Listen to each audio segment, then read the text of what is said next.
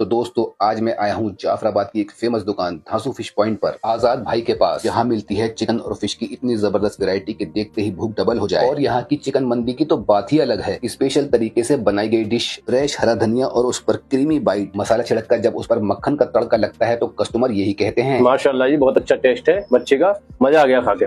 Test बहुत बढ़िया भाई। आजाद की दुकान है और धांसू फूड और फिश, ये एक नंबर की वैरायटी और 585 हर तरीके की वैरायटी मिलेगी आपको यहाँ, चाहे ग्रेवी में लो चाहे सूखे में लो। और हमारी यहाँ की सबसे फेवरेट डिश जो है वो मंदी है।